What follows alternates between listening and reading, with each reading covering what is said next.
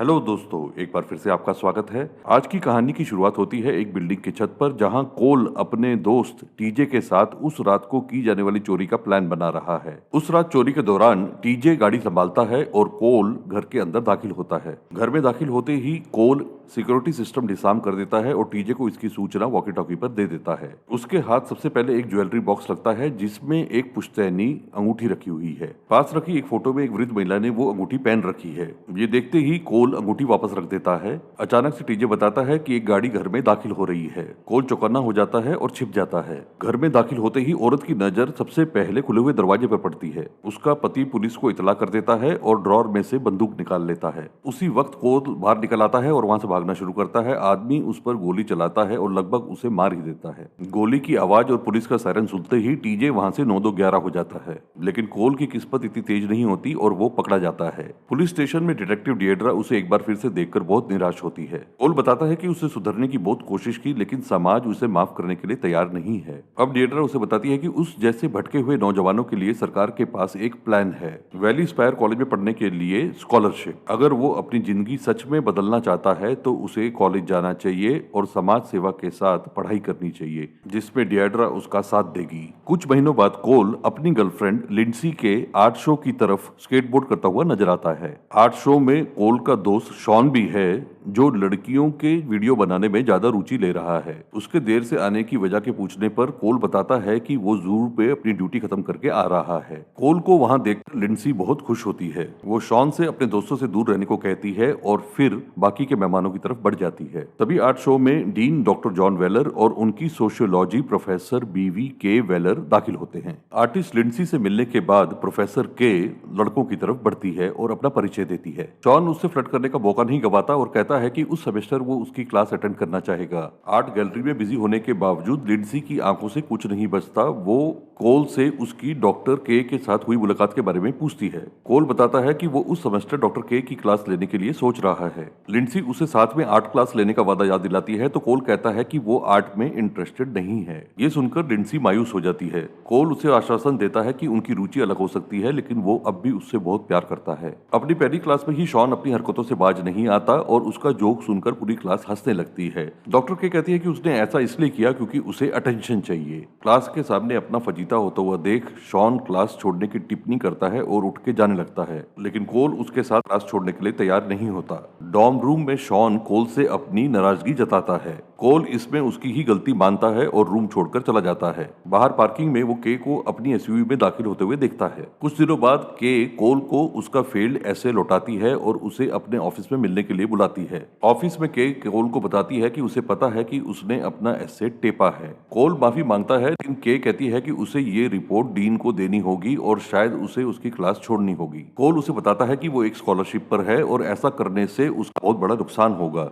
लेकिन के उसकी एक नहीं सुनती। कोल उसका पीछा नहीं छोड़ता और उसके पीछे पीछे बिल्डिंग के बाहर आ जाता है। कुछ दूर जाने पर के पर एक मांसधारी हमला कर देता है और कोल को उसकी चीखने की आवाज आती है। वो के को उस हमलावर से बचाता है, लेकिन ऐसा करते हुए उसे भी एक मुक्का पड़ता है। नकाबपोश के वहां से निकलते ही कोल के से उसका हाल पूछता है। कोल उसे घर छोड़ने की बात करता है तो के कहती है कि नहीं, वो अपने ऑफिस जाना चाहेगी। ऑफिस पहुंचने पर भी के घबराहट से कांपती रहती है और कोल उसे आश्वासित करता है। तभी के की नजर कोल के माथे पर लगी चोट पर पड़ती है। वो दोनों बहुत करीब खड़े होते हैं और एक दूसरे की आंखों में देखने लगते हैं। के अचानक से कोल को किस कर देती है। कोल भी रुकता नहीं है, लेकिन थोड़ी देर में के का फोन बजने लगता है। फोन के पति डीन का है, जो उससे सिम्फनी के टिकट्स के बारे में पूछता है और के उसे बताती है कि टिकट उसी के पास हैं। डीन जॉन उसे बताता है कि वो उसके ऑफिस की तरफ ही आ रहा है। के कोल को वहां से जाने के लिए कहती है। सीढ़ियों से नीचे जाते समय कोल डीन से टकरा जाता है। वहां से कोल सीधा लिंडसी के पास जाता है, जो उसके माथे पर लगी हुई चोट को देखती है। कोल उससे झूठ कहता है कि वो अपने स्केटबोर्ड से गिर गया। रात में लिंडसी कोल को बताती है कि उसका डॉम एक कॉस्ट्यूम पार्टी दे रहा है और वो चाहेगी कि वो पार्टी में आए। अगले दिन के कोल को क्लास के बाद रुकने के लिए कहती है। वो बताती है कि उसने हमलावर की खबर पुलिस को दे दी है, लेकिन अपने पति को नहीं बताया है। आगे वो कहती है कि उनके बीच में जो भी हुआ वो गलत था और उन्हें उसे वहीं रोक देना चाहिए। कोल कहता है इसका मतलब वो उसे निष्कासित कर रही है। के कहती है कि उसने उसके ऐसे के बारे में डीन के बोर्ड को नहीं बताया है उसे धन्यवाद करने के लिए। कोल एक बार फिर से ऐसे लिखना चाहता है लेकिन के बताती है कि उसने ग्रेड्स सबमिट कर दिए हैं। कोल फिर भी वो ऐसे लिखना चाहता है अपनी काबिलियत का प्रमाण देने के लिए। के को उसकी बात अच्छी लगती है और वो उसे सेमेस्टर से पहले 20 पेज का एक ऐसे लिखने को कहती है। शनिवार को कोल और शॉन कॉस्ट्यूम पार्टी में जाते हैं। शॉन के हाथ में कैमरे को देखकर लिंडसी सबसे पहले उसका कैमरा ही छीन लेती है। कोल को सादे कपड़ों में देखकर लिंडसी अपनी नाराजगी जाहिर करती है। कोल बताता है कि वो पूरी रात जाकर एक ऐसे पे काम कर रहा था। लिंडसी नाराज होकर वहां से चली जाती है। शॉन लिंडसी का साथ देते हुए इसे कोल की गलती बताता है। कोल इसे क्लास में उसका साथ ना देने का बदला बताता है और पार्टी छोड़कर चला जाता है।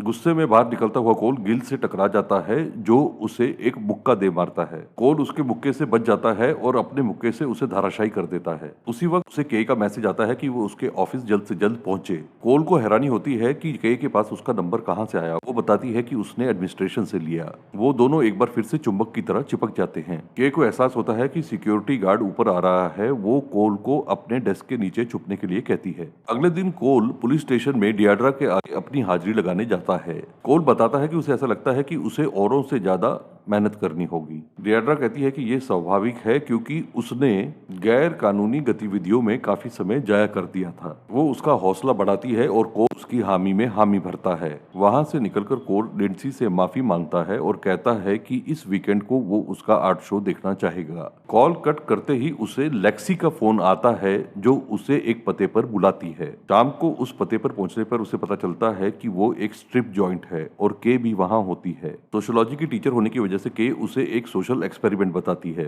वो बताती है कि उस जगह सभी मर्द औरतों के वश में हैं। अब इसके बाद इम्तिहान की बारी कोल की है जिस वो वीआईपी सेक्शन में ले जाती है। वहां वो उसे लेक्सी से मिलाती है और बताती है कि लेक्सी उसे कंट्रोल पर ज्ञान देगी। लेक्सी कोल को लैप डांस देने के लिए तैयार हो जाती है और उससे कहती है कि किसी भी हालत में वो उसे छुएगा नहीं। और तभी लिंडसी का कॉल आ जाता है। लेक्सी उसका फोन छीन लेती है और कॉल डिस्कनेक्ट कर देती है। कोल इससे गुस्सा जाता है और वहां से चला जाता है। अपने रूम पर वापस पहुंचने पर शॉन उसे कहता है कि उसे नहा लेना चाहिए क्योंकि उससे स्ट्रिप क्लब की बदबू आ रही है। अगले दिन क्लास में के सबके होमवर्क लौटाती है और कोल की फाइल में उसकी पेंटी होती है। दोपहर में कोल के ऑफिस में जाके उससे पूछता है कि पिछली रात की गतिविधि किस लिए थी। के कहती है कि वो उसका मिड टर्म एग्जाम था जिसमें वो पास हो गया है। शाम को कोल लिंडसी के आर्ट शो में जाता है लेकिन तभी उसे एक मैसेज आता है रूम 106 में आने का। बुलाती है मगर जाने का नहीं रे बाबा, चैनल को सब्सक्राइब करो। लेकिन कोल फिर भी जाता है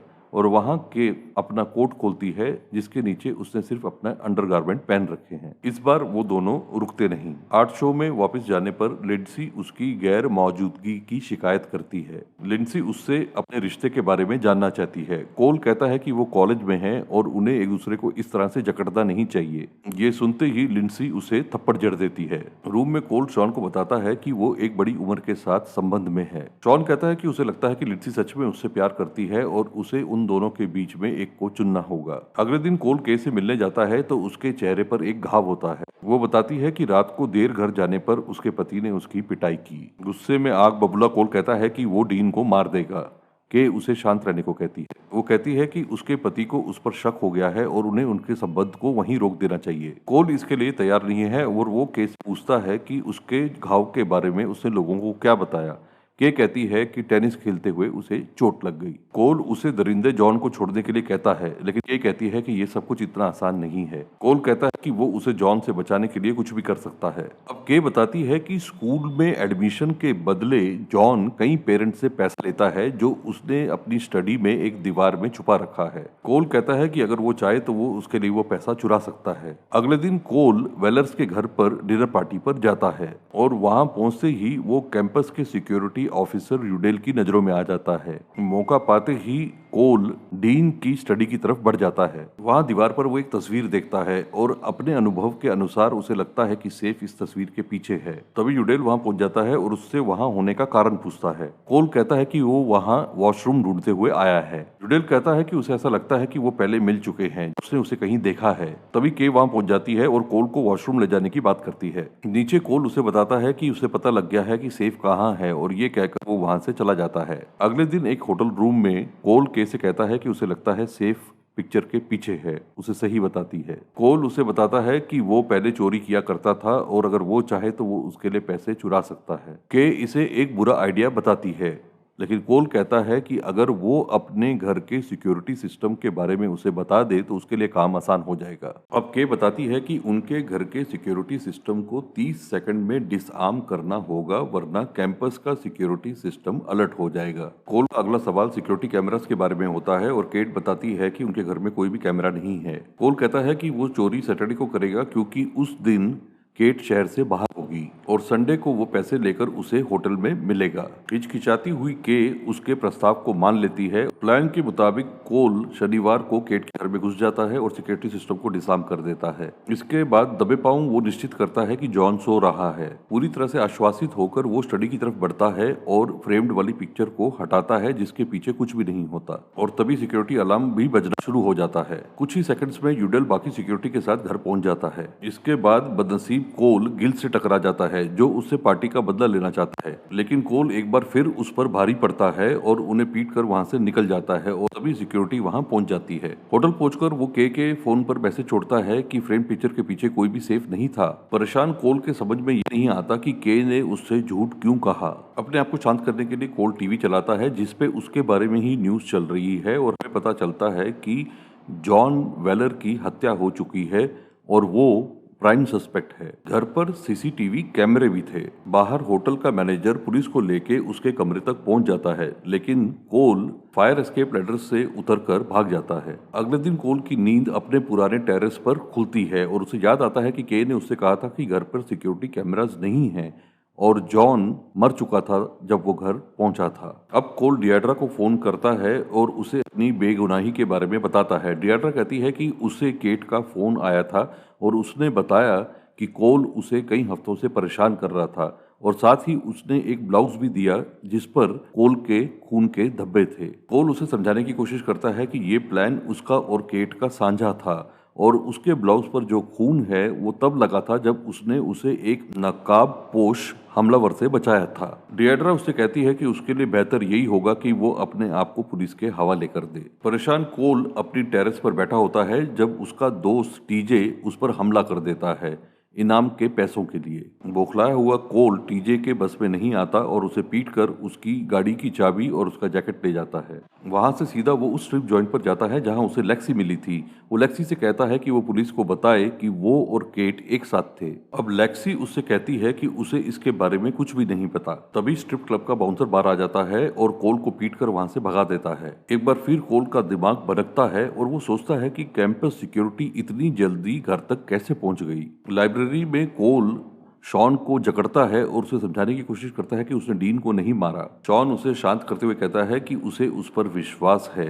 के का कोई अता पता नहीं है और वहां से जाने से पहले वो कोल को कुछ पैसे और अपने सनग्लासेस देता है। वहां से निकलते हुए कोल यूडेल को के की एसयूवी में दाखिल होते हुए देखता है और उसका पीछा करने लगता है। यूडेल गाड़ी को एक घर के बाहर रोक देता है और कोल पीछे की तरफ से घर के अंदर दाखिल हो जाता है। वहां वो के और यूडेल को किस करते हुए देखता है और उन दोनों का वीडियो शॉन के कैमरे से शूट कर लेता है। अब कोल को पता चलता है कि यूडेल ने जॉन को उसके आने से 20 मिनट पहले ही मार दिया था और के जॉन का इंश्योरेंस मनी कलेक्ट करना चाहती है और वो पैसे के साथ जॉन के प्लेन में मैक्सिको चले जाएंगे। मौका मिलते ही कोल एसयूवी में छुप जाता है और यूडेल के से उसे मुक्का मारने की माफी मांगता है। के जरा भी नाराज नहीं है क्योंकि ये उनके प्लान का हिस्सा था। दोनों एसयूवी में बैठ जाते हैं, इस बात से अनजान कि कोल पीछे से उनकी रिकॉर्डिंग कर रहा है। एयरपोर्ट पर के कोल को देख लेती है और यूडेल अपनी बंदूक तान लेता है। कोल ड्रम्स के पीछे छुप जाता है और यूडेल को समझाने की कोशिश करता है कि के उन दोनों का बेवकूफ बना रही है। तभी के यूडेल पर पीछे से हमला कर देती है और कोल को बंदूक पकड़ने का मौका मिल जाता है। तभी डिएड्रा वहां पहुंच जाती है और कोल को बंदूक फेंकने के लिए कहती है। वो बताती है कि के का असली प्यार वो डिएड्रा है और ये प्लान उनका था। आगे वो बताती है कि लेक्सी एक ड्रग एडिक्ट है, इस वजह से उसे डिएड्रा के लिए काम करना पड़ा। नकाबपोश हमलावर स्ट्रिप क्लब का बाउंसर था और कोल की चोट से निकले हुए खून वाला ब्लाउज उनका सबूत है। लेकिन इतना कुछ जानने के बाद अब उसका जिंदा रहना खतरनाक है और उसे और यूडेल को मरना होगा। यूडेल किसी जमाने में एक पुलिस ऑफिसर हुआ करता था और उसके पास एक नहीं 2 बंदूकें होती हैं और वो डिएड्रा पर गोली चला देता है जो यूडेल को गोली मार देती है। कोल डिएड्रा की बंदूक उठा लेता है और के यूडेल की, जिसका सेफ्टी लॉक कोल पहले ही लगा चुका था। ये बताकर वो के से बंदूक छीन लेता है। अब के उसे $4 बिलियन देने का प्रस्ताव करती है और वो उसके साथ भाग सकता है। कोल आगे बढ़कर उसे किस करता है लेकिन साथ ही उसके हाथों में हथकड़ियां लगा देता है। के उसे कहती है कि वो बेवकूफ है, उसकी बात पर कोई भी विश्वास नहीं करेगा। अब कोल अपनी जेब से शॉन का कैमरा निकालता है और उसे उसकी रिकॉर्डिंग दिखाता है। केस के सॉल्व होने पर न्यूज़पेपर में कोल की बेगुनाही साबित हो जाती है। डॉर्म रूम में कोल अपने द्वारा वादा किया हुआ ऐसे भी पूरा कर देता है। शॉन कहता है कि उसे अपनी कहानी छाप देनी चाहिए, उससे वो बहुत पैसा बनाएंगे। कोल को उसकी बात पर हंसी आती है और वो अपना ऐसे मेल बॉक्स में डालकर लिंडसी के लिए क्लासरूम की तरफ बढ़ जाता है और कोल का ऐसे प्रोफेसर के को जेल में डिलीवर कर दिया जाता है।